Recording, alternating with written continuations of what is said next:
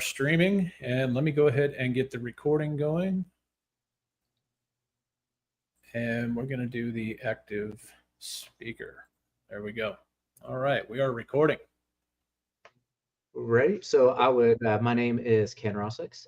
I am the Chief Operating Officer for the Creative Real Estate Capital Fund. And we are doing this presentation for anyone that's going to be jumping on live with us today. And of course, we are recording this for future presentations as people may watch this later. So we want to welcome everyone. And this presentation is for potential accredited investors that want to invest in the fund. And so we want to talk a little bit about what is our fund, why it's a good investment for people, and who in the heck these guys are that we'll talk about in just a second. But first and foremost, we want to welcome you to the Creative Real Estate Capital Fund presentation for accredited investors. And we're going to be doing that. You can see our kind of title there is Flexible Capital for Creative Real Estate Investors. That's what the bottom line is about how we're going to deploy the funds and get a return for our accredited investors. Okay, so that's first and foremost. Going to go ahead and move to slide through. We're actually, being transparent, we're using a new platform here. And so if we have a couple of hiccups with the technical displays and all of that, we'll blame Mr. Kaufman here in a second for that. But please bear with us. And we're going to get this out of the way early. This is our disclosure. Whenever we have a fund, our fund is duly registered with the SEC, and we are set up to take investors at any point in time. And so we have to give some legal disclosures, right? What we're doing here is we're going to present an offer for accredited investors to place money into our fund, and then how we're going to use that money is the purpose of our presentation here. But Jeff and I are not attorneys. We are not tax advisors. We are doing none of those things. We are presenting this information for educational and informational purposes, and to help you decide whether you potentially want to be an investor with us. Okay? And as you can see, the disclosure there, I'm not gonna read that to you, but that in a nutshell is basically what that says. From an investment perspective, whether you invest in the stock market, you invest even in gold or silver, you invest in other commodities, wherever you invest your money, there's always risk involved. I just want to point that out as we get started in the presentation here. Results are not guaranteed. We're going to be talking about some particular loans that we have made in the past, not through the fund. Our fund here is newly established, but those returns are not guaranteed in any way, shape, or form. Every deal is different. Our fund focuses on real estate-backed assets, and so there's always an inherent risk. And we're going to hopefully, as we go through the presentation, we're hopefully going to be able to let you know how we're going to mitigate those risks and why we believe the fund will be a good investment for you. All right, enough of that legal stuff, Mr. Kaufman. Let us get to the fun stuff, the fund management team. That's Mr. Jeff Kaufman, who's the Chief Executive Officer, and I'd like to introduce him now, and so he can say a little words about himself and his background as it relates to being a fund manager. All right. Well, welcome, everyone. Thank you very much for joining us. I am, as Ken mentioned, my name is Jeff Kaufman. I got into real estate investing about a decade ago. Ken and I have been working kind of hand in hand I actually added this up, Ken, I think for somewhere around 8 years, 7 or 8 years. Yeah, that sounds right. And just to give you a little bit of background about myself, I when I got into real estate investing, I was a W-2 employee, and I quickly fell in love with this business. And I really originally I got into it because I was looking for a way to retire, or looking for an investment vehicle to retire. And ultimately, I ended up falling in love with the business, and here I am today. I quit my job 2 years after I became a full-time real estate investor after 2 years, and done several hundred deals at this point. As Ken said, this is actually the first time, the first fund that I will have private fund with an actual 506c registration with the SEC. But it's something that we and Ken and I both have pretty extensive experience with. We do a lot of this privately. And so what we're doing essentially is we're trying to quote up our game, I guess is what I want to say, right? Level Ken? up. That's right. Level up. Level up. So yeah, um, Ken is the brains behind this operations. I'm not going to lie. He loves to get into the weeds.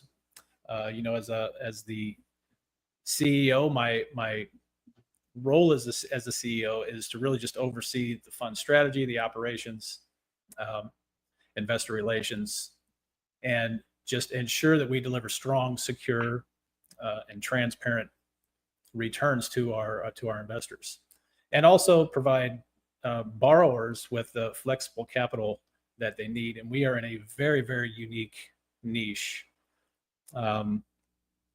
I promise I'll get off of my soapbox here really soon. But we're in a very unique niche because back in 2020, rather, I actually started it was a little side hustle at the time. It was called Sub 2 Empire, and I'm what you could consider a creative investor. I do a lot of creative financing stuff, and it's just how I got my start. It's how I cut my teeth in the business, and just over the years, I've just gotten pretty familiar with that, with that section of the market. And so Ken joined me shortly thereafter, after I got Sub 2 Empire up and running.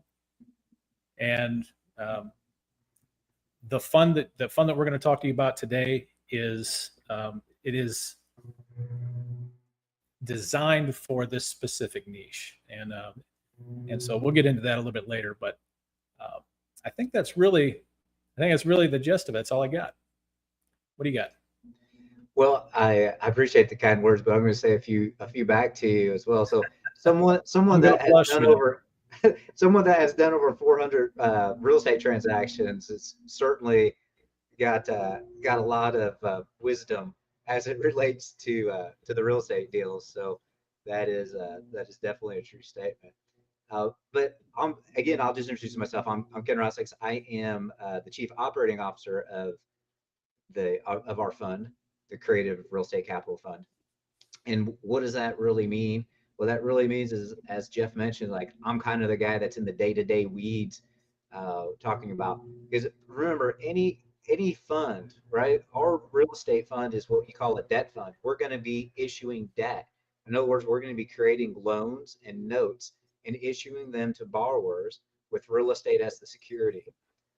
So there's two sides to that. There's the investor side, as Jeff just mentioned, which we're going to talk today about, the accredited investors wanting to invest with us. And then there's also the other side, the borrower side. So both sides of those transactions. So I'm going to be largely looking at, when we're deploying the money to the borrowers, the day-to-day operations of that, the underwriting, the loans, the oversight of the assets, and making sure the funds get returned back into the overall fund for the investors. Okay. So just a little bit about myself. I have been investing in real estate for almost 25 years. Next year, 2026, will be 25 years. 2001 was the first year I started sticking my toes in the water of real estate investing, so to speak. And here we are nearly 25 years later. Where has the time gone? I did most of my real estate investing when I had a full-time job. I retired from my full-time job, which was working in human resources at public school districts. And so I am very familiar with multi-million dollars, 60, 70, $80 million budgets as it relates to school districts and the management that goes with that. So this is kind of right up my alley, actually. That's why you see the big smiles on my face too. I'm very used to managing large funds and large budgets. So I've done well over. I unfortunately in my earlier years, I really didn't keep track of every single deal like on this magic spreadsheet. You would think, if you've ever met me, I'm kind of obsessive compulsive, anal retentive, as my wife calls it, but I just like to say detail oriented. That's the nicer, kinder, gentler term, right? So my detail orientation, you would think that I would have some spreadsheet of every deal I've ever done, but honestly, I did not do that in the early years, but for sure, I have done well over 200, probably more like 300 transactions with real estate over the past 25 years. Real estate allowed me to retire from education when I was 45. When I was age 45, I was able to retire with full-time pension because of real estate investing. So very, very familiar with how to manage money and get yourself to your goals. As Jeff mentioned, we have actually already been doing private lending, not on this scale. The reason why we created this fund is we want to level up, as Jeff said, but we've been doing very niche private lending, niche funding as it relates to Sub2 Empire, which is a real estate education and coaching program that we have. And so we have been doing a lot of that. I actually added that up. Just over the last few years, I've done $1.2 million in originated loans just that we've done privately. So a lot of familiarity with doing that and taking that to the next level and increasing our lending abilities. So that's a little bit about me in a nutshell. Um, I don't know. I guess I like the numbers, right, Jeff? I like the sometimes I look at myself and I say, what? Why am I doing this? Like, why do I really love spreadsheets that much? And the answer is, unfortunately, the answer is, yeah, I kind of do like the spreadsheet. So it is what it is, as they say. So welcome again to our presentation. Bear with us as we go through. We're going to go through the presentation, and then any of those that are joining us live here at the end, we'll open it up for questions that you may have. So just bear with us as we go to the next slide, where we're going to get into the nitty gritty about the fund overview. Jeff, you want to take this slide, or you want me to keep rolling? Well, why don't you take this one? Because I think you wrote this. No, did I write this slide? You did on this one. This is the detail orientation thing. Yeah, but it's all good. Yeah. So I just real quick. This is a real fast slide. Basic fund overview. This slide contains literally everything that I think most investors are looking for. I mean, that's really what we're looking at here. Every investor is really looking for consistent returns, consistent risk-adjusted returns, I should say. I know we are for sure. As Ken said, we've written several loans over the past few years in this niche market. Everything's got to be backed by collateral, and in our case, obviously, it's going to be real estate. I have to be very transparent with folks. Real estate is my jam. Real estate is where I live. I don't own any paper stocks. I diversify within the real estate space. I am that much of a believer in it. Our fund, we aim to our geographic areas where we're going to be underwriting loans and lending money is going to be in what we call Midwest growth markets. And it's a little bit vague on this slide, and kind of intentionally, because in our offering docs, in our actual PPM, we didn't get super specific with this, because this is probably going to be something that is going to change over time. We're either going to pull out of certain areas or move into certain areas, but we are also always going to be targeting appreciating markets. So we're gonna use that big brain of Ken's over there. We're gonna figure out. We're gonna keep track of where our appreciating markets are, and if we start seeing something to go stagnant, we'll probably likely pull back a little bit. So then we move into we often hear this term. We talk about creative financing a lot, and a lot of people don't really. Some people just don't get what creative financing really is. But I can tell you, I can kind of summarize it for you. Creative financing is finding alternative ways, maybe not even necessarily cash. This is my interpretation and my definition of it. Maybe not even necessarily cash, but finding ways to get deals done that that involve little to no money up front, if possible. And so it's something that I have specialized in that for the past decade, and this is where we've kind of discovered this little niche that we're going to talk about here in just a little bit. And this fund is it's very simple in its in its strategies. Basically, what we're going to be doing is we are going to be taking investors, and then we are going to be relending that capital to borrowers, and these are going to be hard money loans. And hard money loans are there's just a never-ending demand for hard money. It just never ends. And quite honestly, I think if we're being honest here, all those loans that we have actually underwritten and and funded, most of those loans, in fact, I would say maybe you can correct me if I'm wrong here, but I would say most of those loans, probably 90% of them, have been through simply word of mouth. We've not done any kind of advertising at all for placing those funds, and so, I mean, there's just such a demand for it, and this is really why we decided to, I'm kind of old school business guys. I just kind of, I see a demand, I see a need, and I want to fill it, and so that's what we're all about. These hard money loans will be focusing primarily on first position loans. And then we do have, obviously, with the creative financing, or maybe it's not obvious to everyone, but with creative financing, there is an opportunity to lend smaller amounts in a second position. So you have second position might be seem a little more risky to some folks, but it's also, there's much smaller amounts going into those types of loans. And higher returns, even though the principal amount's smaller. That's correct. Yep. I will say, yeah, I would say you're correct. Probably 90% have been word of mouth, or to our Sub2 Empire real estate students. Mm-hmm. And then the Midwest growth markets, you just mentioned that is always going to be an evolving thing depending on the individual real estate markets in different states. We just opened up into Florida for the first time.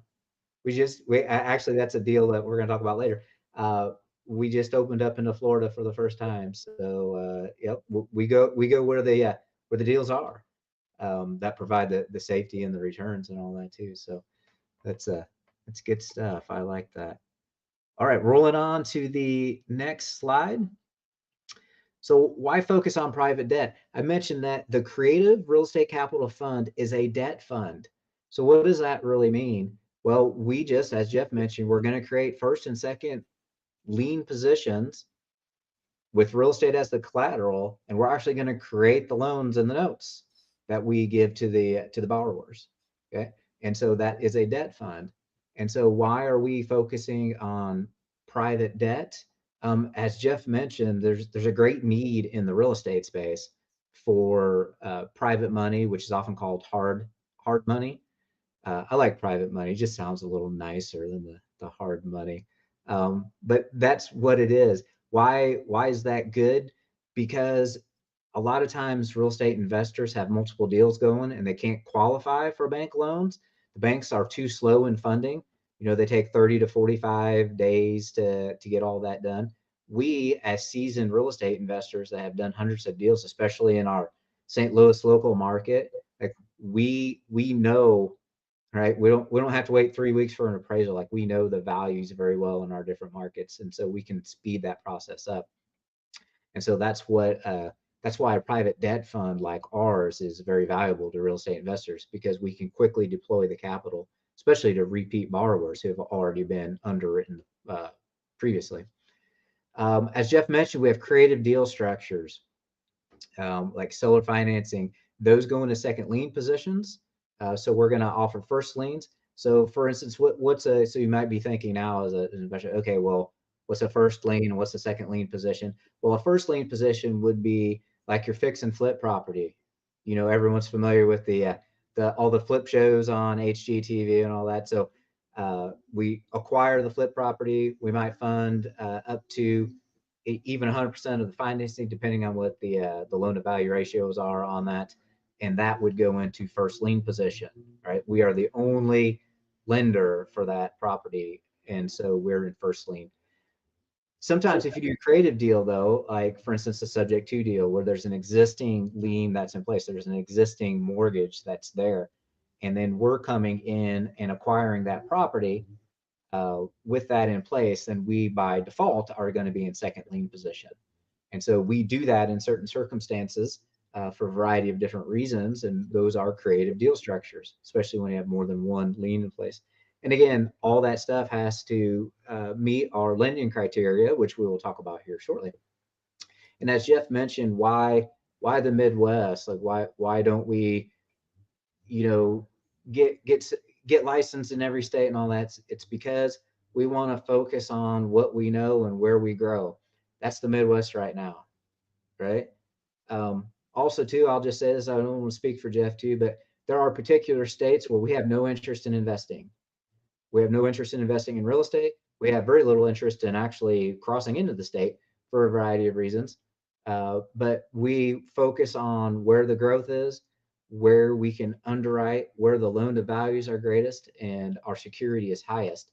And we feel that's the Midwest, not only because we know obviously Missouri and Illinois very well, being here in the St. Louis metro area as our home market, but we know a lot of the other factors that make a strong market from doing all these real estate deals. But we've done, I've done deals in all over the country, not in all 50 states, but in many other states. And so we're familiar with all those processes.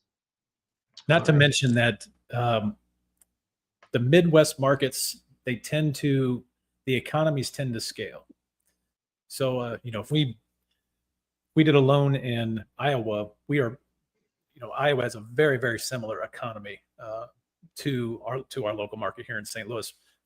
We have Indianapolis is another one. I mean, these Midwest states are all relatively, the cost of living, how far a dollar stretches, it all is pretty matched up. So yep.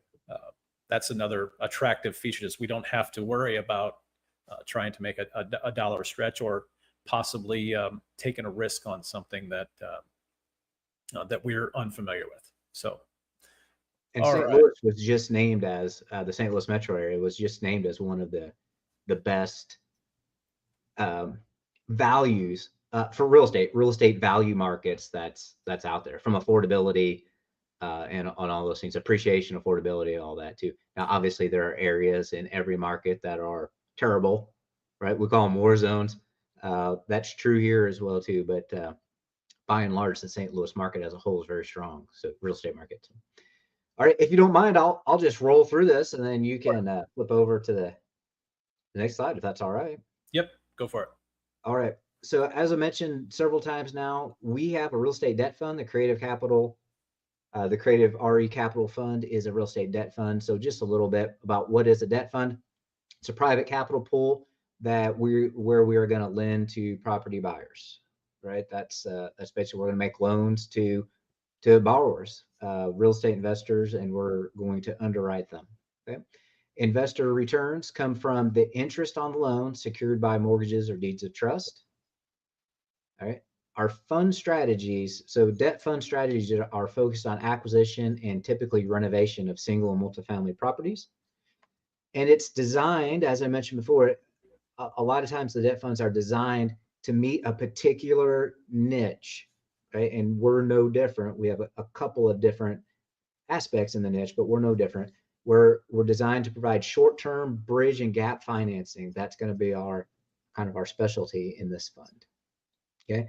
So particularly for our fund, as we mentioned before, security, just to reiterate, security is a first or second lien position against real estate assets. Okay.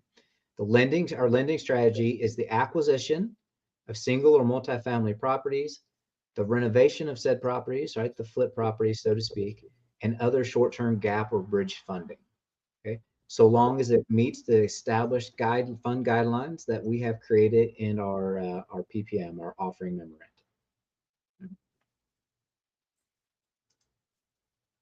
Uh-oh. I think we Oh, both did that. sorry, clicked on the button at the same time, didn't we? There we go. All right. Why allocate to private real estate? I'm not sure this slide should even have really been in here, but because it's pretty self-explanatory. Attractive buyers return attractive. Well, listen to me. Attractive returns backed by real estate collateral. This is kind of a repeat of that previous one. So we have risk-adjusted returns. Portfolio diversification. Obviously, that's a pretty huge deal, no matter who you talk to. But that's going to enhance stability and it reduces overall risk. Non-market correlation. Non-market correlation is going to provide stability against market fluctuations. And the downside protection of real estate safeguards investments through conservative underwriting. Now, Ken, I want to go back to this previous slide for just 1 second here. Do we have the figures, not figures, but the information from the PPM? And by the way, if you don't have a copy of the PPM, you can download. If you're on this meeting right now, there's a button up top that says Get Offering Docs. You can actually get a copy of our private placement memorandum. I think later on down the road, I think we're going to put this video out on the site somewhere, and there will be a link down below. But do we have, if I'm not mistaken, in our PPM, by the way, the PPM is the Bible. It is everything that we have to abide by. So when you read through that is by law. That is what we have to abide by. It's what we've agreed to do. But I want to talk about the first and second lien positions really, really quick. We are only allowed the fund has to be, 75% of the fund has to be first lien loans. All right. We are only going to allow for 25% of the funds that we take in to be put towards a second lien position on any loan. So I just wanted to clear that up. I'm not sure if we're covering that later on, but I wanted to be a little bit more specific about that so that we're just clear. Yeah, I do. I think it's itemized later, but yeah, absolutely. Okay. Perfect. The fund strategy highlights. This is the good stuff. Short loan duration versus long duration loans. Short duration loans. So what do we mean by short? First of all, our loans are generally that's going to be a year term on those hard money loans. Typically, we don't say again. At most a year. At most, yeah. But typically, we don't see that. What we see on these short-term loans is we see, 3 months to 6 months is before those loans are paid back. And so, what does that do? The shorter duration allows you to redeploy that capital super quick, and actually it's going to boost that yield up a little bit for the overall fund. Lower loan to value ratios versus higher to loan to value ratios. We sit on the first lien position deals. We will fund 100% of the financing, purchase and repairs. However, the loan to value ratio on that property's got to be worth. We're only going to fund 70% of that loan to value. So we'll do 100% of the financing on a 70% loan to value. Yeah, 100% of the 70%. Sorry, I didn't mean to interrupt. Yeah, 100% of the 70%. It's always a little tricky. Yeah, it is. Yeah, you gotta. Yeah, that's something that even some of the borrowers don't really understand. When they ask you, well, you said you'd fund 100% of the loan. We'll fund 100% of the 70%. That's what we'll do. All right. The assets under management limit, there is, with the debt fund, there is no limit. There actually is this is probably incorrect, right? Well, I think this is referenced in the 75-25. Okay. So there's the 75, there's the 75% limit over here, and then the 25% in there. Yeah. So got it. Okay. Yeah. Yeah, that one's not real clear. But yeah, the assets under management, the fund is a total value over the next 24 months. We're looking at $50 million. So so there is actually an upper limit when we're talking about assets under management, but just that first year we're looking at 25 million. By end of the year, in year 2, we're looking at 50, right around there. All right. I think I might have read this whole thing wrong, but yeah, I think we got some talking points out there on it. Anything you want to add to this, Ken? So I'm not missing it. No, I don't think so. Again, we're just going to focus on, I think the bottom's probably the most important of this slide too. We're going to focus on renovation properties, whether that's single family, multifamily, light commercial, whatever that is. And I think the last one there, we'll talk more about as we go through the presentation, but it's about the due diligence. It's about due diligence for two things. It's due diligence for the actual piece of real estate, and it's due diligence for the borrower, right? And so I think that might be a perfect segue. I'm going to skip over to the next slide about how we mitigate risk for the fund and our fund investors. I knew it. I jumped the gun on it a little bit. Yeah. I just want to say too, I want to take a step back and because what you mentioned, I think is important, Jeff. Like you said, you don't have any mutual funds, you don't have any stocks, you don't have any bonds, like you're all into real estate, and then you diversify in different areas and aspects of real estate. I think it's important as an investor. I like to diversify my cash streams, like my cash flows. Real estate is a cash flow for me, and there's different pieces of real estate, just like you do. There's different aspects of real estate that I invest in, but this is a perfect vehicle, right? If you're heavy, like if you're heavy in the stock market and you're heavy in stocks and bonds and mutual funds and all of that stuff, what happens when the stock market goes down? Right? I mean, you have no way, you don't have anything. For our fund, one of the reasons why it's an attractive diversification for an accredited investor, it's because if the worst case scenario happens to one of our loans, we get an actual asset back, right? There's going to be cost to that, but we have an actual hard asset. If the stock market goes down, you have no hard underlying asset that you can get back. You just have a negative return. Okay.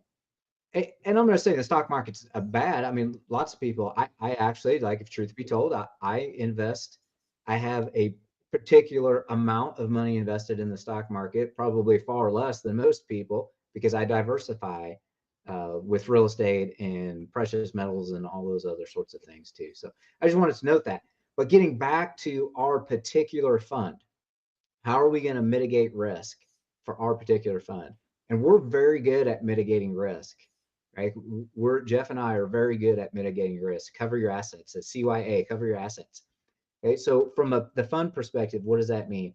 Well, Jeff already mentioned that we have set in our PPM, we have set loan to value ratios that we're going to go by. We mentioned, we have 70% if it's a fix and flip property, 70%, but we'll lend 100% of that 70% value that's in there. And same thing if we're coming in with a second lien position, like we're going to go up to 80% maybe 80, 85%, but we're still going to make sure that it's a solid deal that has room, because we always have to consider the worst case scenario. The worst case scenario is if we have to go and foreclose on that loan, which is what it is here in Missouri, right? we have to foreclose on that loan to get the property back, we want to make sure that there's plenty of equity in the property that protects us, even though we have expenses to foreclose, we still have equity in the property. And when we sell the property, we'll be made whole again. That's why it's important for the conservative loan to value ratios, LTV and CLTV's combined loan to value when we go into second position, because there's a first lien and a second lien. So it's a combined loan to value. Yep. What I So like to say there is that the deal has to pay for itself always. yeah, has to be plenty of room in the deal for sure. And we've been doing, as you saw, I'm not one that likes to flaunt how good we are, but together Jeff and I have done what, over 600 deals probably over the past years. And so we're pretty good about knowing and understanding the real estate market, and is there room in this deal, is there not room in this deal? Like we're pretty good at evaluating that, which is why we think this is a perfect next step for us from a lending and creating a true fund perspective.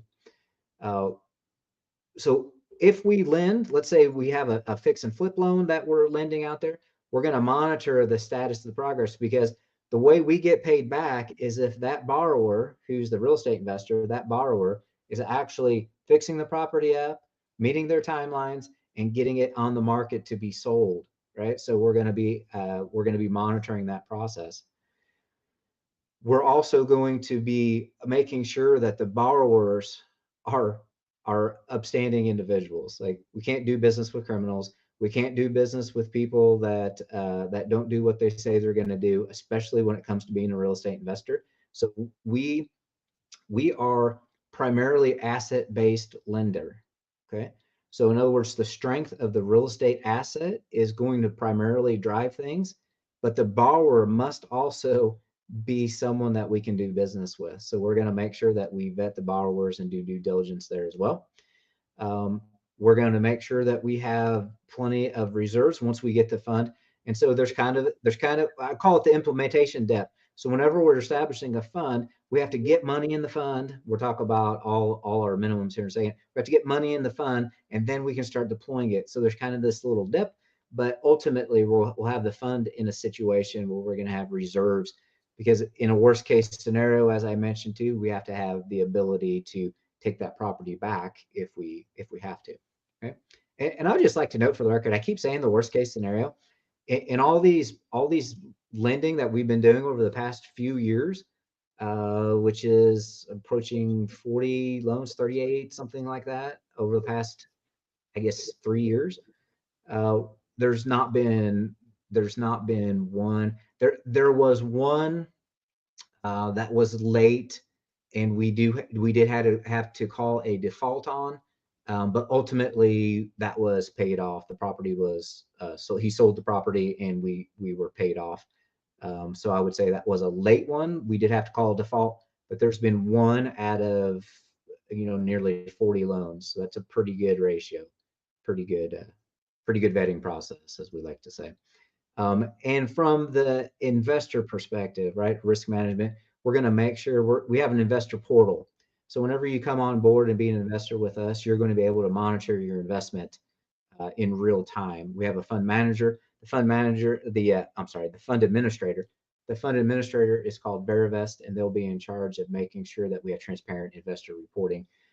So you'll be able to see exactly what your money's doing, how it's being handled, and your returns and all of that too. So a little bit about the risk management, and you can see I'm the one who did that, because I'm the obsessive. Nope, sorry, detail oriented. I'm the detail oriented guy. So that was this slide was for me, right? All right. That's right. Moving along, let's talk a little bit about. We've mentioned several times now that we have done lots of private lending loans in our particular niche. And so we mentioned, as Jeff mentioned, a lot of times this has been to our real estate students. We call them deal partners now, our deal partners that are part of Sub2 Empire, our coaching and education program. And so a lot of those have been in second lien position. So both of the examples you're going to see here are second lien positions.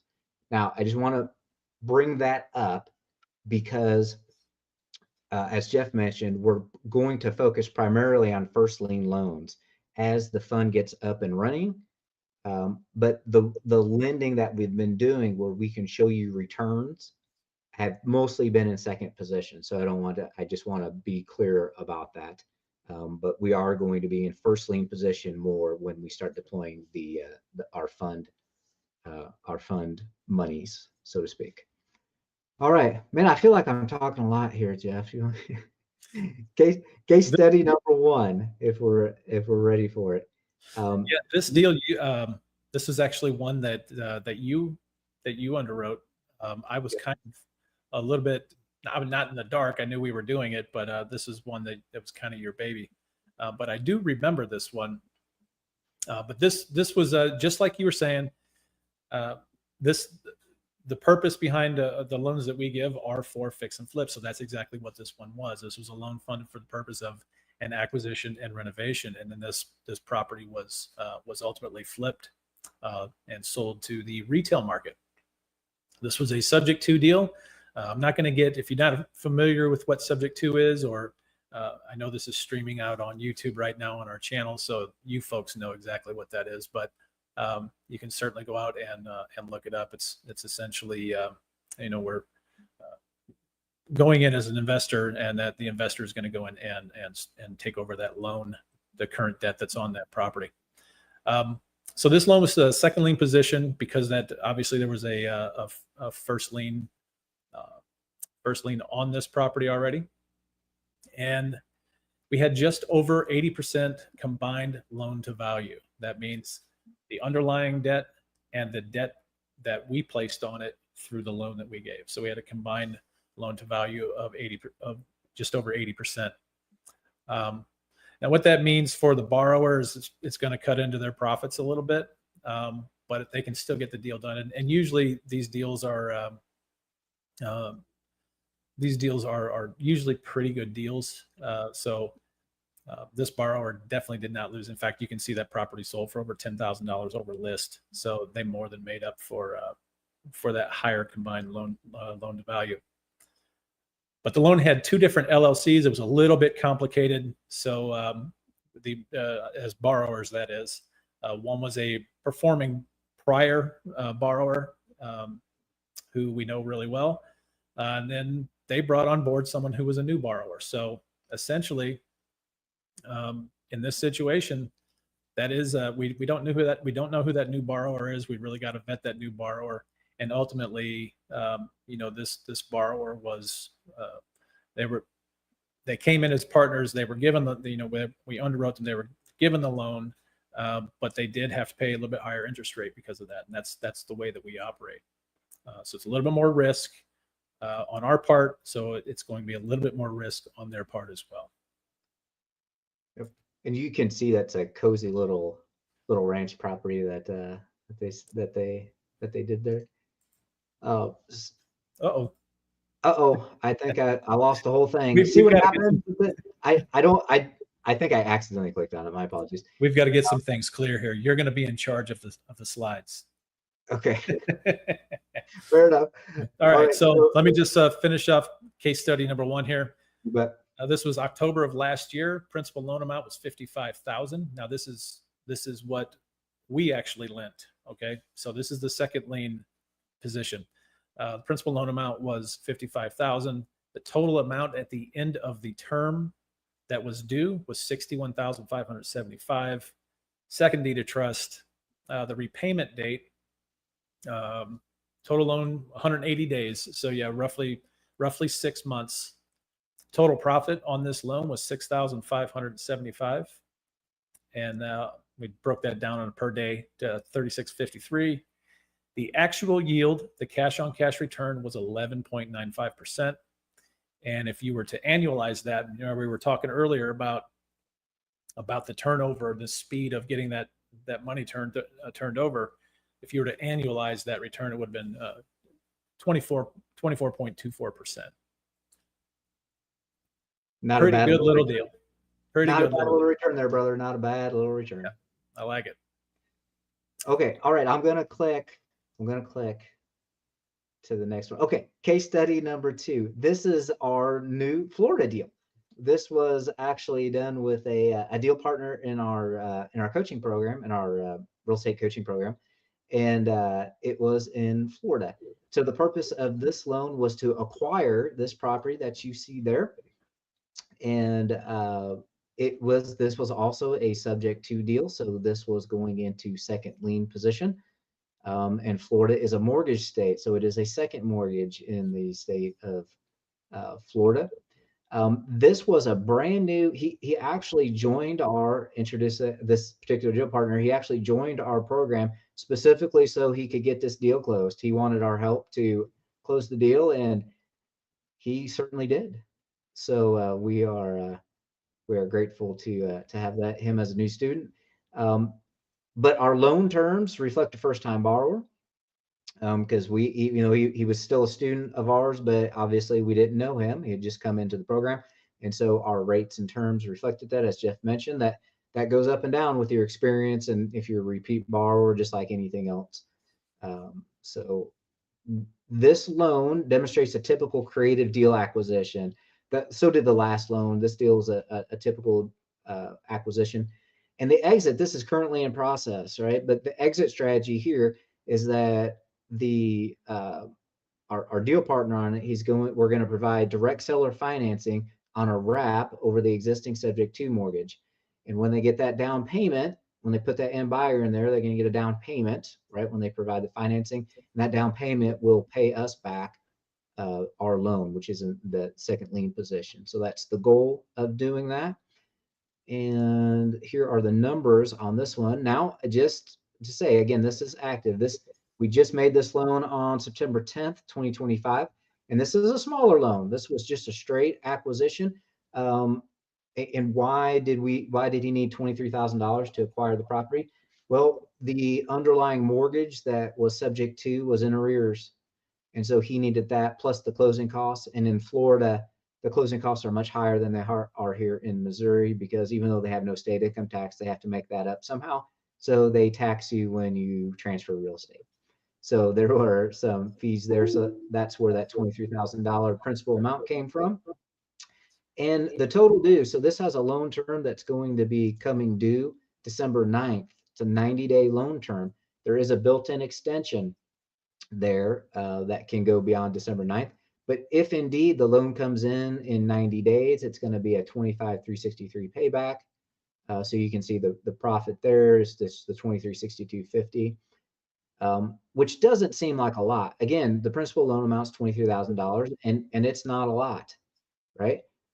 But we're putting these in here to demonstrate the cash on cash, the actual yield that's going to be in. We're going to get over 10% in 90 days. We're going to get more than 10% of our money back in 90 days. That's almost a 42% annualized yield. So you can say, okay, well, we're going to have to do a lot of these, and we're going to have to keep the loans flowing through the fund. Yes, and yes, that's one of the goals, right? So the money's coming in and out of the fund. We're making these loans, and they're coming in and out. So some loans are being paid off and coming back into the fund, and then we're making other loans. And so, yes, to get that whole process up, it's going to, as we said, that's an implementation depth. It's going to take a little time as we get the fund up and running. But these are actual deals we've done. This is not made up. This is not, okay, we're embellishing the numbers. These are the numbers. This is what we're making. And yes, we do need to scale up. And yes, we do need to have a lot of deal flow. But this is going to be a second lien position. And as we mentioned, that's only going to take up 25% of the fund.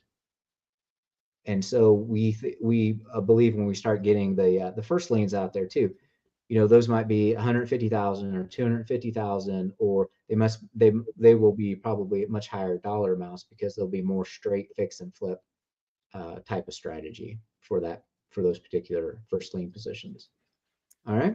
So yeah, I think if I can interrupt for just 1 second. Yeah, absolutely. Go right ahead. I think we need to understand here what that actually means. To take 10% in 90 days, we take a 10% yield. We earn a 10% yield on $23,000. So what that means is that 10% comes back in. So we have a compounding effect here. If you want to reinvest that back into the fund, back into your account and then redeploy that immediately, this is where we're getting the annualized yield, because it's going to compound. You've already earned the 10%. That 10% gets added to your account. Now you have that available 10% to go out and redeploy that again, and potentially, earn the same thing. So it's a compounding thing, and this is the glorious thing in my mind about short-term loans, is the compound effect that it has on your bottom line, which is your account. So that's why I like them so much. And also too, I neglected to say too, let's talk about that built-in extension. We actually love extensions because we build in extension fees, we build in a higher interest rate. When they extend, you say, okay, well, you can extend this, but it's going to cost you some more because we want that money back. So it's going to be an incentive to get the money back as quickly as possible. But if indeed the extension is executed, it's not like we're not going to get some more return on that. So we actually don't mind extensions a whole lot. But by the way, I want to pile on to this here too. I'm sorry, I thought you were done. Yeah, no, go ahead. I want to pile on to this. With those extensions, the proceeds from those extensions, those go back into the fund, by the way. We have 50-50. Yeah. Sorry, go ahead. 50-50. Right. 50-50. Yeah. So yeah, that's even it's why we love those extensions a little bit. I don't want to say that we love them, but it is a bonus. We don't mind. Yeah, we don't mind them. We don't mind it. Yeah. All right. Switching on. So you want to take this one, Jeff, or you want me? Sure. Fund terms and mechanics. Now we're getting into the real nitty gritty of this. This is an evergreen fund. This is what this fund is ongoing. It will remain ongoing until forever, in perpetuity, if we choose. So that's all evergreen means. The target fund size is $25 to $50 million. We have a $500,000 minimum fund requirement, meaning when you subscribe to the fund, there's going to be an account that holds this capital until we reach that $500,000 mark, and at that point, that's when we can actually start writing loans and deploying that capital. So there is a $500,000 minimum fund requirement. We're working really hard to get that built up in the account, just so we can get some action, get things moving. The minimum investment in our fund is $50,000. Now we say that, and this is it's pretty clear on this slide, but we do have in our private placement memorandum, we do have other options for people that may or may not have just $50,000. Regardless, you still have to be an accredited investor to invest in this fund. But if whatever the circumstances might be, $50,000 isn't comfortable for you, you just have to reach out to us. So we do have some flexibility. We have a management fee of 2% of all assets under management. And so what that means is that's 2% on the year. And so what happens is we take that 2%, we divide it up, and we divide it by 4. So we have 0.5% every quarter. And that's other than the 50-50 split on the extension fees. There is no other fee taken by the fund. The distribution frequency is quarterly. That's very, very common in this in most funds. That's how it is. And we talked about the reporting that we do, or the reporting that that takes place inside the portal. You'll be able to see probably before we even get it distributed exactly where your account's sitting. So, but yeah, we have quarterly distribution frequency. Now we have a lockup period for the capital that you initially invest into the fund. That lockup period is 24 months. That means that quarterly redemptions don't come until they don't start being redeemed until after the 24-month mark. And now we've built into our PPM as well that we might have some flexibility for some hardship situations or something like that. But the thing that we don't want is we do not want this to be a savings account for investors.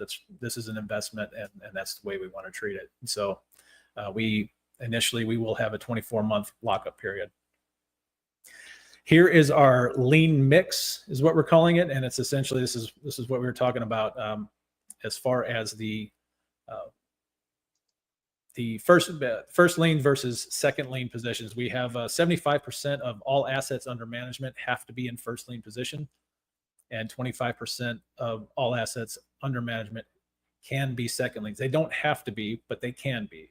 So, but the thing to understand here is the 75% assets under management in first lien position is a must. We have to, we can't, at any given time, we must have 75% of the assets under management being in first position.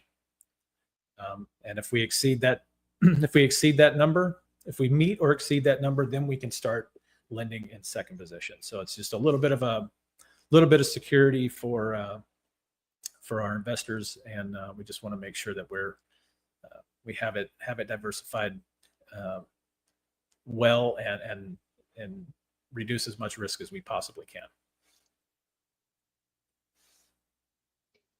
You got this, Ken? I can. So, okay. So the real question is okay, so we're making all these loans. We have a debt fund. We're making these loans to borrowers. And so where's all this money going, and who's it going to? So that's what this slide is to represent. So over on the left side, you see the fund revenue. So all loan interest goes back to the fund. Okay, so all loan interest. So the primary driver of fund revenue is going to be the loan interest.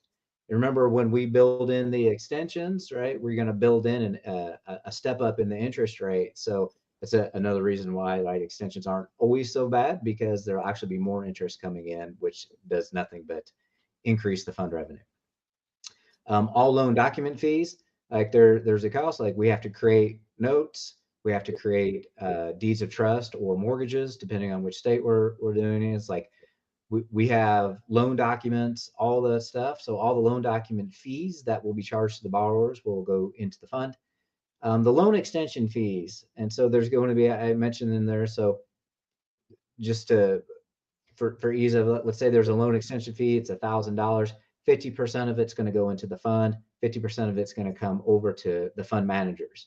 And the fund managers are Jeff and I. So the fund managers, we actually have an LLC that's technically the fund manager. We are then the owners of that LLC.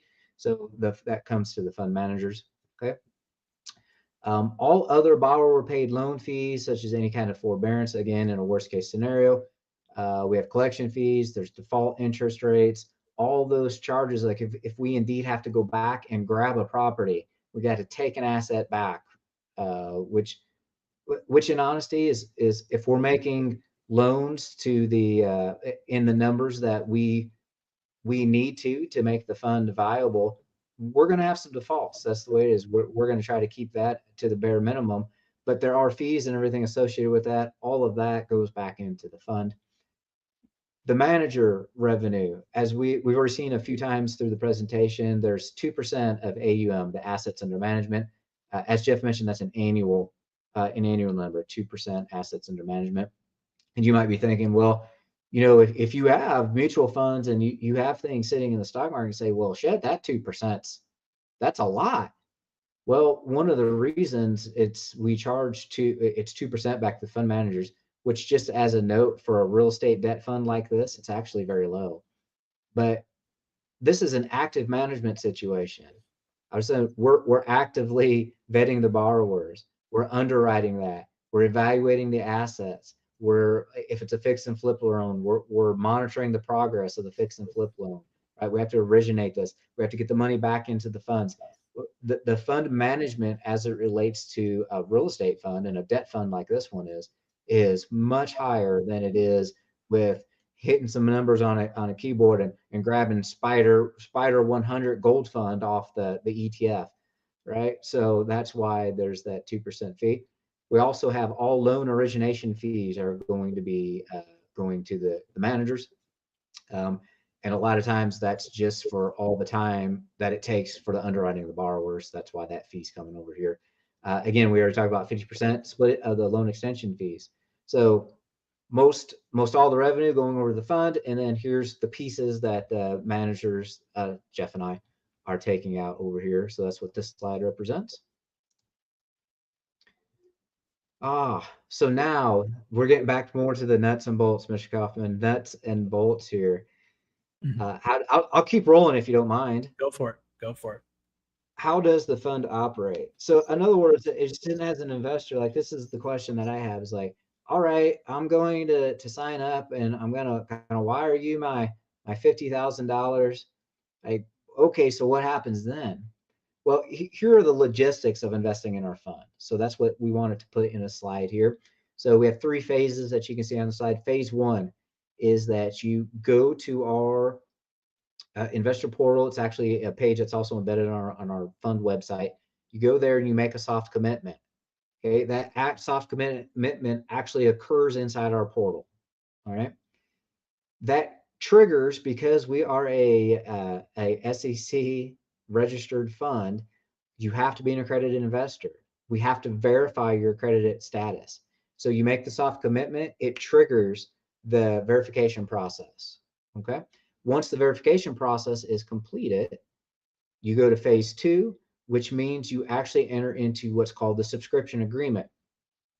There's all the legal stuff about how the fund gets a lot of similar things that you see in the PPM over in the subscription agreement.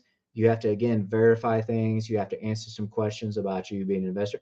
And when we say accredited investor, a lot of times everyone has this mindset that that's an individual. It does not have to be an individual. It can be a self-directed IRA.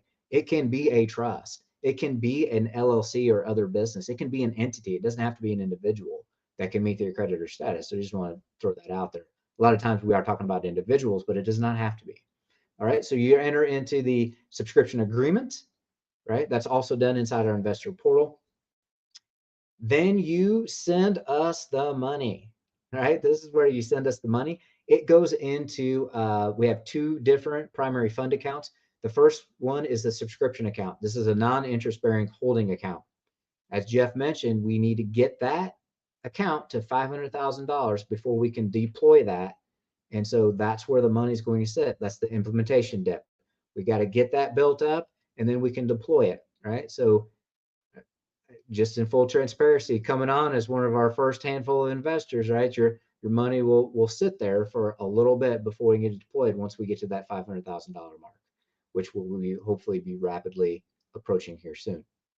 Okay, so you enter into the subscription agreement, you send us the money, which goes into our subscription account, and then all the investor documents, right? All the subscription agreement and then is signed off by us as the fund managers, and you actually become a member into our fund. What does that mean? The fund is actually an LLC, a Delaware LLC. Okay, so it's actually the Creative RE Capital Fund LLC, a duly registered LLC in the state of Delaware. You become a member as an investor, you become a member into that LLC. So all those documents are executed. You are then issued corresponding units of ownership. And right now it's $1,000 per unit, right? That will change, right? As the fund starts, the assets increase, that will change. But right now it's $1,000 per unit. You'll be assigned those units. Okay. Then you go into phase 3.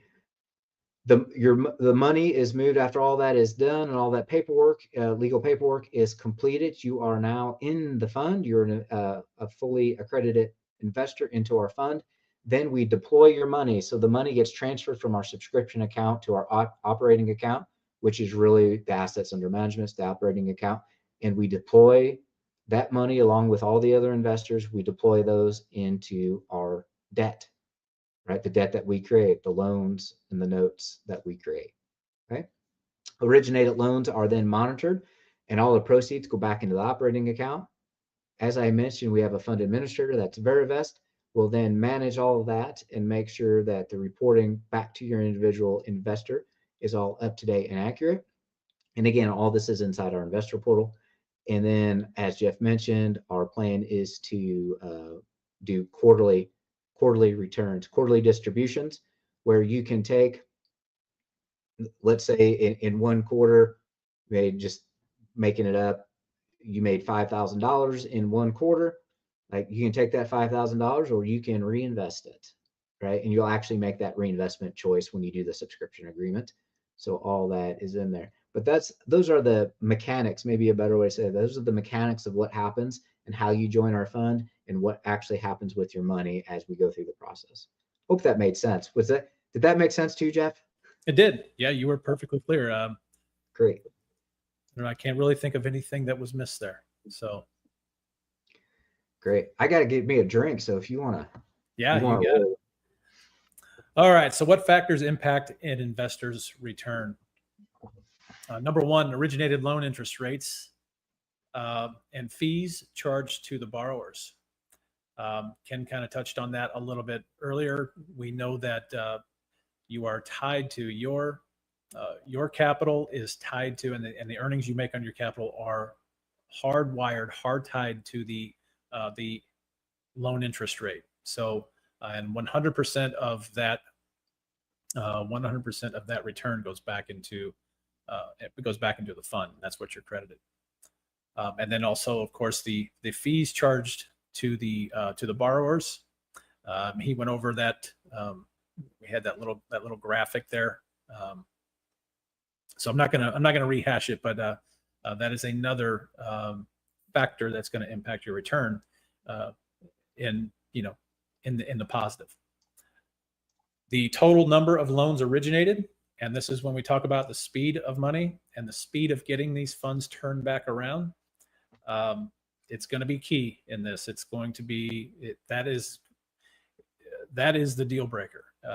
And we kind of addressed that in the very beginning when we talked about, there just is no shortage today of borrowers. And so we just don't foresee there being a shortage of folks needing these services. And so we feel very, very comfortable with being able to redeploy funds relatively quickly. The time it takes to move investor funds from the holding account to the operating account. Ken, can you clear this up on this one? I think you're a little more versed in what that actually means. Sure. So as an individual investor, I send in $50,000 to the fund. I want my $50,000 deployed immediately, right? But there could be a lag time, like in our offering memorandums, it's not more than 90 days. There'd be a lag time before your funds actually get in there. Because as Jeff just mentioned, we have to have borrowers set and ready to go. We don't anticipate that being a problem, but maybe there might be a lag, or for whatever reason, right? There's this lag time between us being able to create new loans to people. So if your money sits in this non-interest bearing subscription account for, let's just say it's 60 days, well, you're not making anything for 60 days. So that first quarter, right? That first quarter, the money's just been sitting there for 60 days and it's really not been doing anything. So we want to be able to get that money over into the other account so it can be deployed, making the interest and making the fund. So, but that is one factor, though. That's why we wanted to make sure we included that on here. That is one factor to consider. For whatever reason, we're not able to deploy your money. In other words, move it from the holding account into the operating account. It will impact, especially your initial return, because there'll be a delay for us getting it out there at making 15% interest. Right. Thank you. Thanks for clearing that up. The originated loan, the next one, next checkbox there. The originated loan payback time. For us and for this fund, it may sound counterintuitive, but we've already touched on it. Shorter timelines on loans being paid off generally translate to a higher fund yield, because we are able to. And I explained this with the case study that we did. These returns are going to compound. So when you earn 10% on, let's say it's $100,000, you earn 10% on $100,000, you have $110,000. Well, that whole 110 is available immediately to redeploy. So it's just this compounding effect, and it's generally going to translate to a higher yield for you. The excuse me, the originated loan performance, which just ultimately boils down to low default rates, and that's our job. Our job as fund managers is to ensure that our underwriting is just top notch. Ken actually said it best. When he said that this must be perfect. This has to be perfect, and we're shooting for perfection on this. We don't have any tolerance for. I certainly, maybe kind of off the record, I don't. My biggest nightmare is ever losing someone's money, and I can't put up with it. So, excuse me, I'm starting to lose my voice a little bit. And then, of course, another factor that might impact your return is the overall fund administration expenses.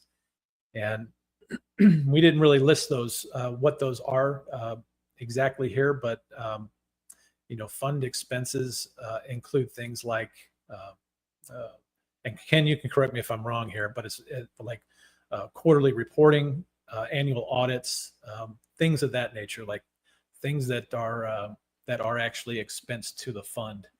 And I think don't we have some numbers on that, Ken? Yeah, it's actually interestingly enough that you just almost. It's the next There we go. slide, bro. It's a perfect Okay. a perfect segue. Yeah, there we go. So this slide is represent what does all this mean for fund returns. And as Jeff mentioned, down here is where we kind of itemize some of the operating, the administrative expenses too, which here are advertising, potential legal fees, audits, as mentioned, as other accounting over and above what the fund administrator does, and all those sorts of things. So those would be, we just stack them into miscellaneous here, but those would be fund administration expenses.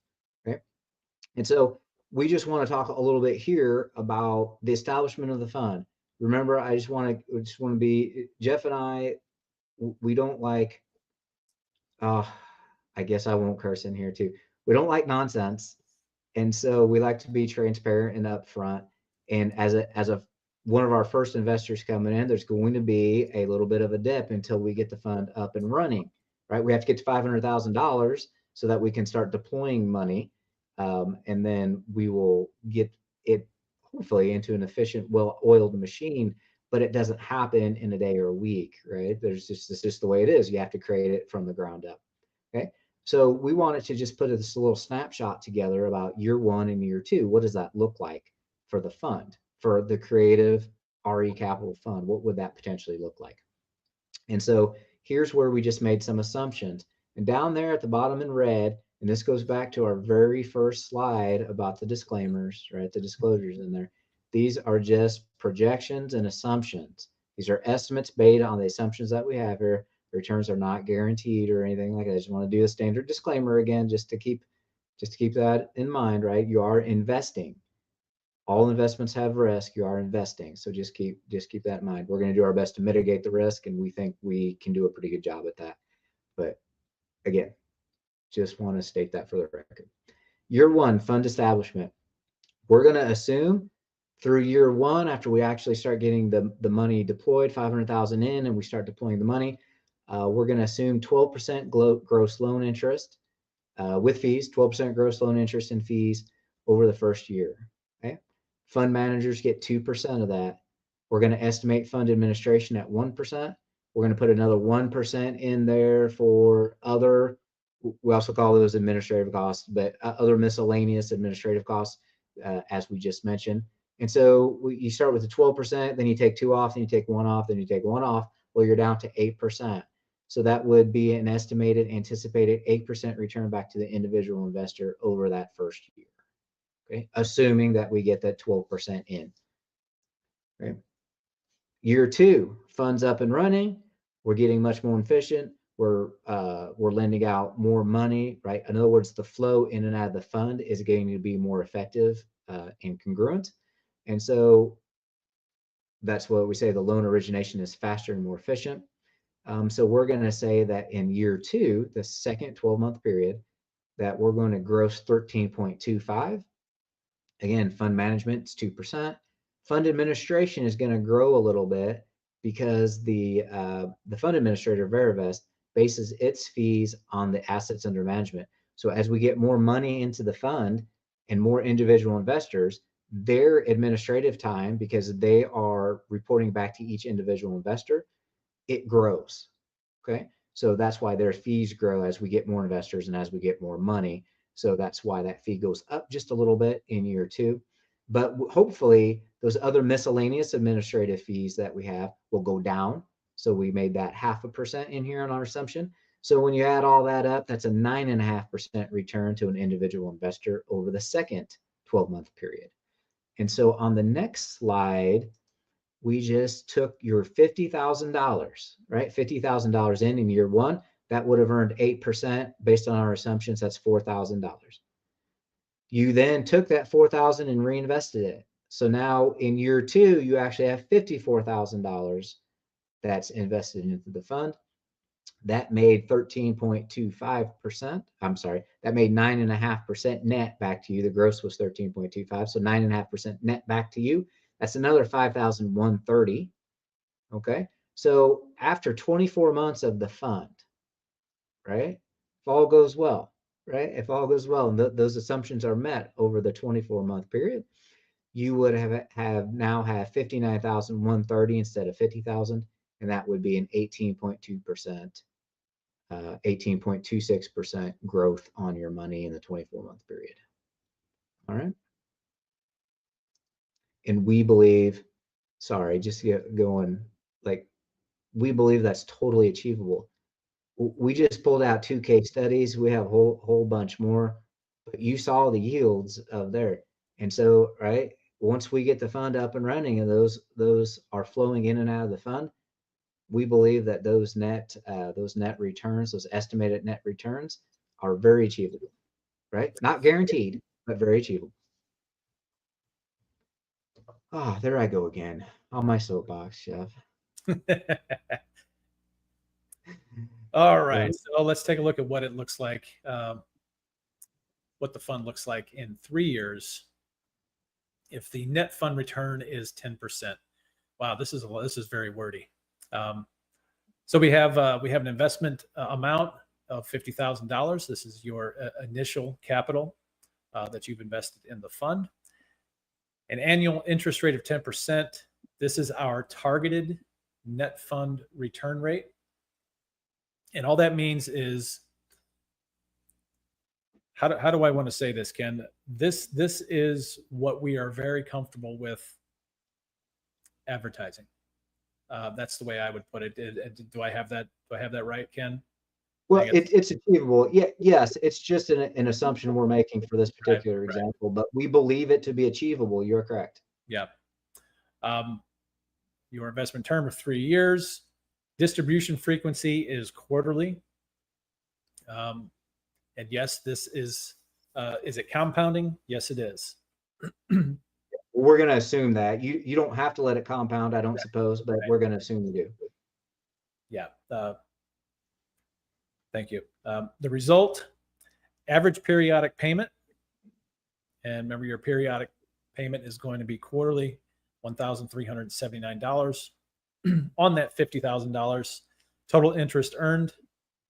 What is that? That total interest earned, Ken? That's over the 3-year period. Yeah. Okay. 16,550. Final value of from your initial investment of $50,000 after 3 years is looking like 66,550. Everything goes right. Everything's goes as planned. Total investor yield on that 33.10%, and the annual investor yield of 11.03.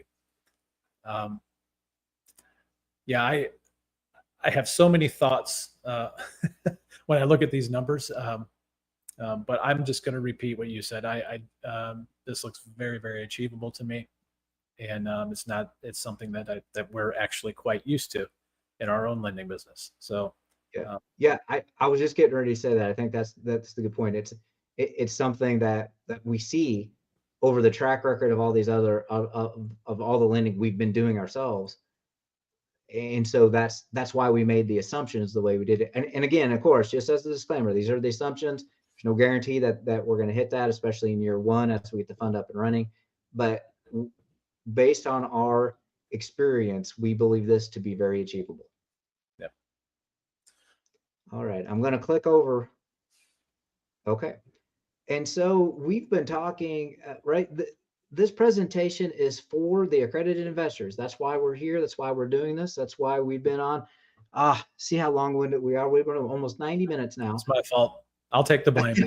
I don't think it's your fault, but we wanted to end. We're to the end. Basically, this is the second to last slide. So what about the borrowers? Because remember, there's two aspects of making the fund successful. It's getting the accredited investors' money in so that we can then deploy that to the borrowers, the vetted and underwritten borrowers on the other side. So we just wanted to take a moment to talk about the borrowers. Okay, that's what this slide is for. And again, just to reiterate, we need to deploy, as fund managers, we need to deploy your investor funds and originate the loans as quickly and effectively as possible. Right? That's going to be the key to making the fund successful and getting the yields and returns that we just estimated for you. Okay. So we're going to, how are we going to get the borrowers? Right? Because I mentioned there could be a lull for whatever reason, and we don't have borrowers to deploy your money. Right? Jeff and I we would be shocked if that happens, but certainly it could. Okay. So how are we going to find the borrowers? Well, as Jeff mentioned, most of our lending business now has been entirely word of mouth from our real estate coaching students and word of mouth, right? And so we're just going to ramp that up and we'll probably start paying for referrals and all that stuff too if we have to. But word of mouth. I got a call today, as a matter of fact, about this, so we can talk about that a little bit. I just had one. Yeah, I just had one yesterday, actually. Now she mentioned it, but use established real estate networks for borrowers. Like we have, because of our established, we're established kind of here in the St. Louis market, and we know a lot of investors, and we have a network that's here, and so we can use that network now, not only to get real estate deals as we have been before, but to deploy money, and so that will be our plan here.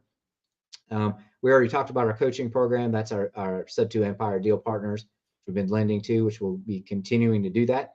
And one of the ideas was we want to make that a turnkey program for people as a real estate investor, where you can come in, learn how to do very specific things, and then also be able to fund it from our complimentary fund that we now just have launched. Okay. Potential partnerships with other real estate education and coaching programs. This is where sometimes you hear that as affiliates, but really it's just kind of a referral program. So for instance, other people that are doing coaching or other training programs, but they're not lenders, we can have some kind of partnership program with them where we get, maybe we could get some exclusivity to their coaching students or whatever the case may be for lending purposes. So we can certainly do that. And that is our plan.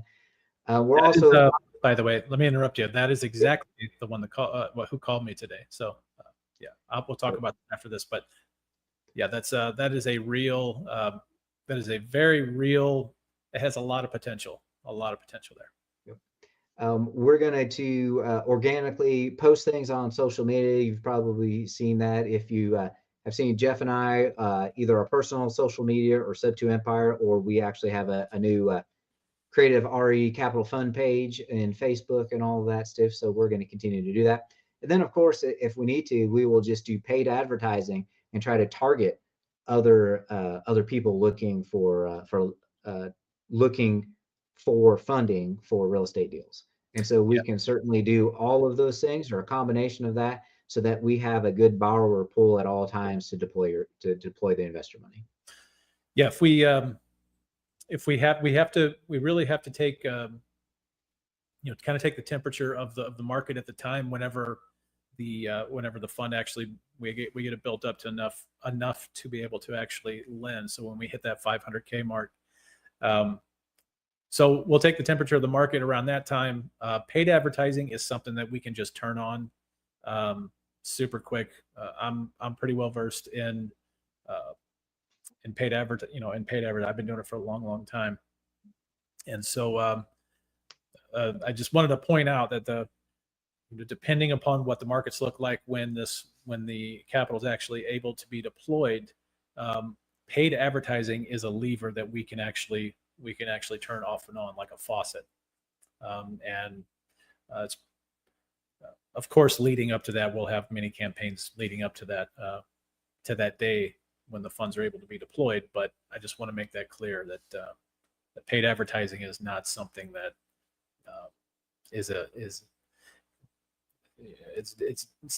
we're not wishy-washy about that. If we need borrowers, we're gonna pay for paid advertising. And that brings us to quit messing around and right, becoming an investor in our fund. That's just this last page here. You see the button here. If you click on that, it takes you to the investor portal that we mentioned earlier.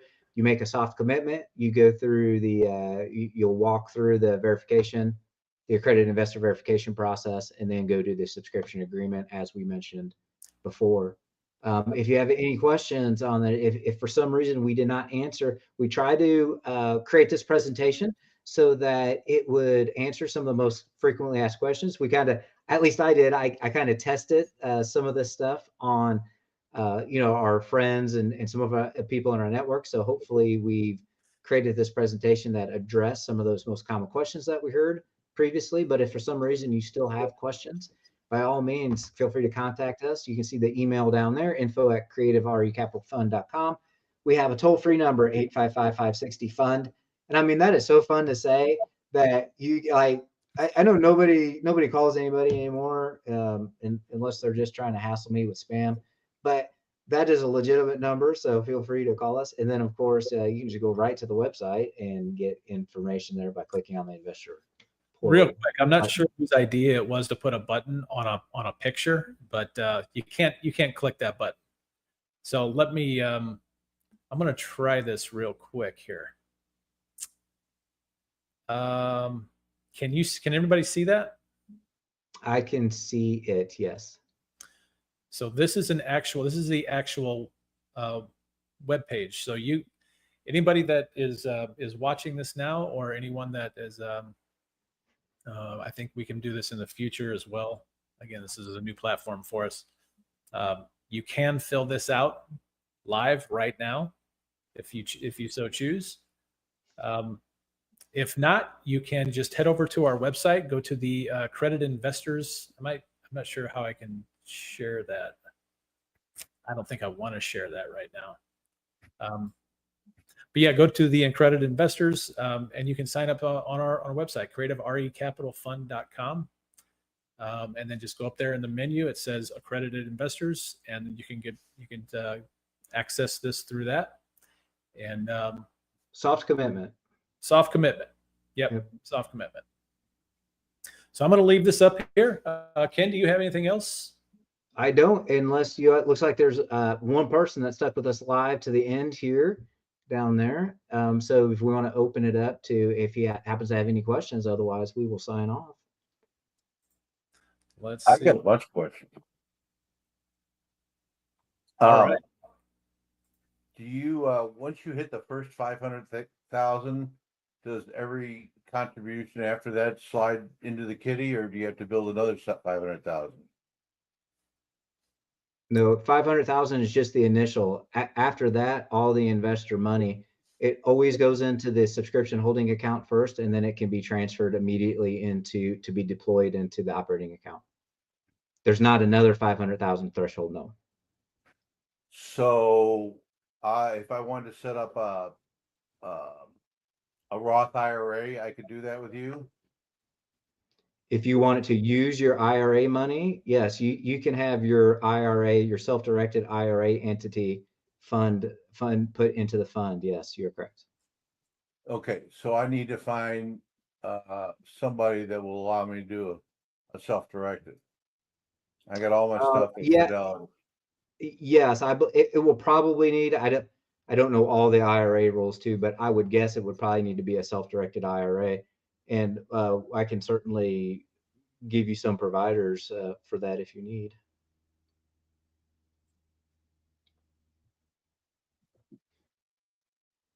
It just, and the Can I reason view my account? Is my account transparent? Can I dial up and log in and see what I got? yep, yes, yep. And then, so the mechanics of that would be, so the fund then sends the money back into your IRA. But yes, you can see all of that. So your IRA would be the investor entity inside our portal, but you would be able to see it in real time. You're correct. Fidelity, I'm working with a company similar to yours, a whole lot bigger, newer, or been around, and they're connected to my Fidelity, and they just manipulate my Fidelity accounts. If you guys look, and I guess you got to get a little bit more track record. Will this make my taxes difficult? Are you guys going to give me a K1 that I won't be able to figure out loss, unrealized loss carry forwards and all this kind of You will crap? get full tax reporting information, right? The fund administrator, who's Verivest, will provide all your tax reporting information. What is Veravest? Verivest is that's the fund administrator. They're the ones that they're going to prepare all of your reporting. They prepare reporting for every single investor. So all of your quarterly earnings, all of your tax documents, everything, they're responsible for. That'd be the account I would log into to see my account. 100%. At any time, you can log in at any time and see exactly where your you'll see your shares. You'll see, well, I'll call them shares, but you'll see your ownership in the LLC. So are they? Will they give me a warm and fuzzy when I look into them? Are they bonded? Are you guys bonded? Verivestor is a fund administrator that administrates funds, real estate. Well, not just funds like this. They have equity funds and debt funds, but yes, they have a long track record. So if you look them up, it's verivest.com. If you look them up, Like a trust company? You'll see that they're not a Like trust. I don't believe they're a specific trust company. No, but their sole purpose is basically to fund management. Sorry, I keep saying fund management. Fund administration. So we lock up our money for 24 months, and then first of all, if you get quarterly distributions, can you flip a switch and just say, just keep the money? Yes. You mean your distribution amount? Yes, you can keep that and not roll it into if that's what you want. Yes. Okay. And are you guys doing all the underwriting? We are. At the present time, yes. Our goal will be to get the fund to a point where we're doing so many loans, we'll have to get more people in that will have to assist with the underwriting. But at the initial outset, yes, we'll be doing all the underwriting directly. Then you're going to do EPA tests and gas tests and stuff like that too? No, we will have it done if necessary and get the results. So your collateral could be a hazardous dump? How are you going to verify that it isn't? Well, It's like you buy a house, if it's collateral for 70% loan, right. We reserve the right to have an appraisal done on those properties. We don't necessarily require it, but if there's any suspicion of that, of course, in the underwriting process, all of that information is sent. All the previous owner information and everything that's on title. Remember, this has got to go through all these loans have to go through a title company, through a third party. And so any of that information that is discovered, we certainly want to set our borrowers up for success. And if there's any wind of anything, if we catch any wind of anything like that, we'll demand an appraisal. An appraisal inspection will be done, appraisal. An inspection will be done. We recommend that anyway. But some people, sometimes there is a risk. There's always a risk, but sometimes the speed at which some of these folks need to close a deal, that's kind of the downside of Part of the risk. Yeah, it's the downside of the flipping business is that the kind of folks that are selling these houses dirt cheap, the kind that flippers are wanting to buy, they have to move fast on them. That's just that's just the nature of the beast. And so we do our very best to.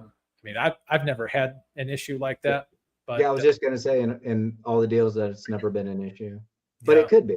It could be a house that is it could be a meth house or something, that needs to be cleaned up, and you just don't know. But by the way, I understand that is a risk for us, for the fund, but that is also incumbent upon our borrower to correct that situation, whether or not they have a loan with us or not. So there is some response. There's the ultimate responsibility for that does lie on the borrower.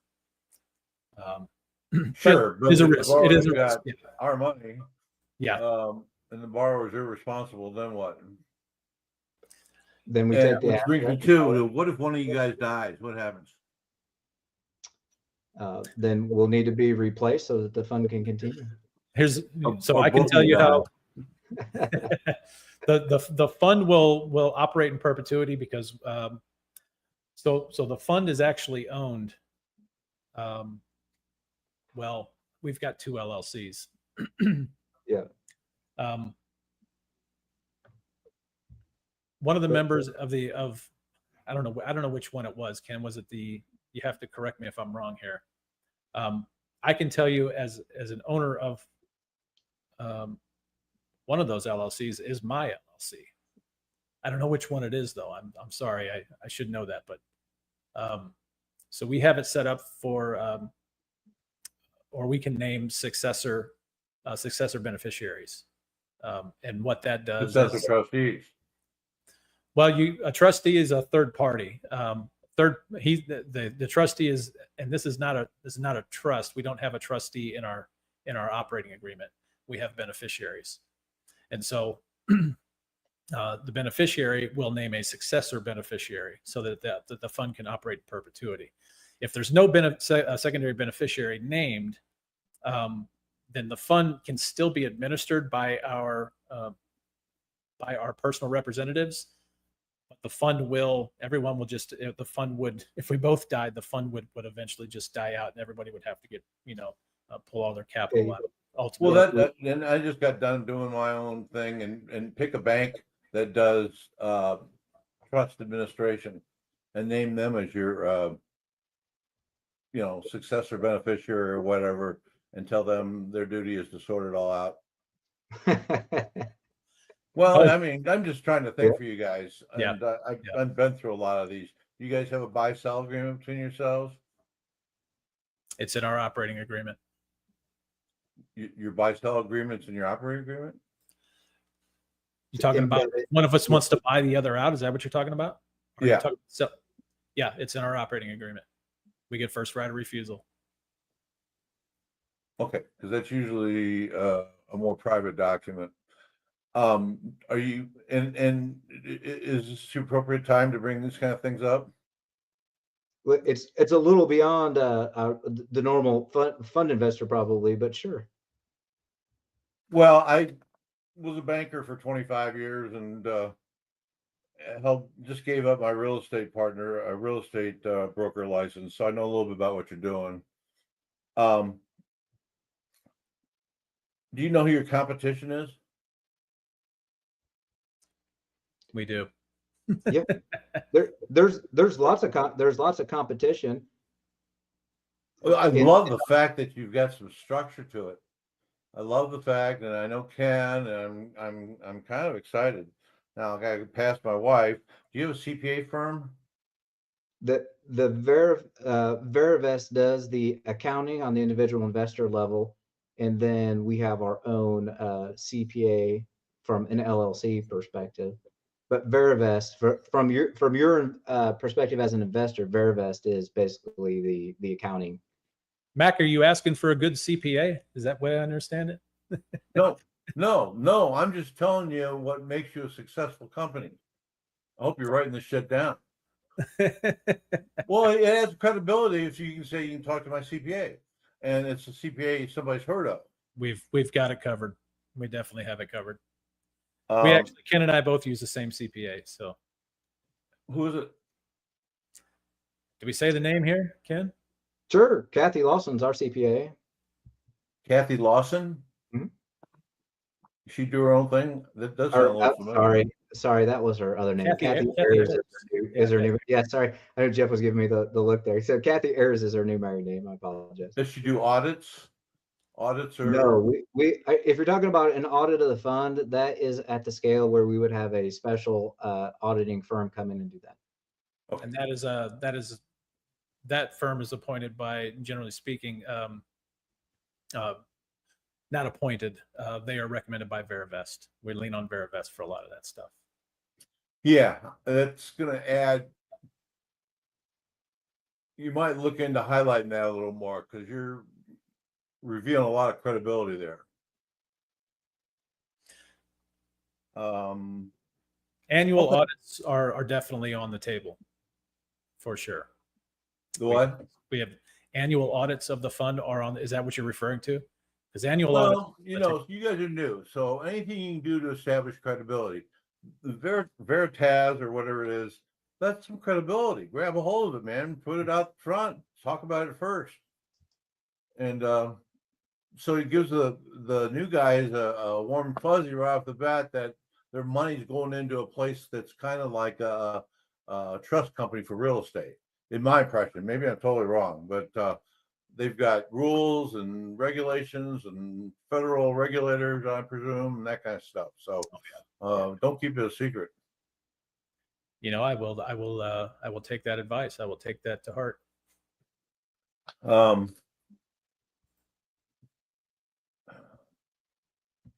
So how quick do you respond to a default? So my loan defaults. I think you should drop everything and call the attorney now. Let's get the son of a bitch sued and drag him in. How do you do that? Well, the particular default, the default proceedings and how that occurs are in the promissory note and deed of trust. So when it happens, then we will exercise it as it's stated. And so they have a cure. Typically, they have a cure period, and then if they don't have the cure period, we can take immediate. We can start foreclosure proceedings immediately. And by law, it's in our PPM. We must abide by. There's no leniency. There's no leeway there. We must abide by the details that we've outlined in the PPM as well. So there's just the no bylaws or whatever. My money loses its identity once it's added to the account anyway, right? There's no say that chunk again. of max money that's in this loan. I mean, there's a chunk, but it loses its identity. It's fungible. Yeah, you're correct. As an individual investor, you won't know exactly where your 50,000 or 100,000 or whatever the number is. You won't know exactly where it is. That's correct. Okay. Well, let me chew on this a little bit. I got the one thing. I got the 60-page sign on the dotted line. That's the Bible. That's our Bible, man. That's what we got to go by. So, yeah, I figured out if I have a chance of selling it to my wife, I got to read it. Oh my God. That's true. All right. Thanks, guys. Thanks for joining us, Mac. Thank you. Bye-bye. All right, Ken, I'm going to go ahead and end this stop streaming YouTube. Thanks everybody out there on YouTube that stuck with us. We know it was a long one. It's almost 2 hours. And then Good stuff. Yeah. And then I will go ahead and so I'm gonna say bye to the YouTube crowd.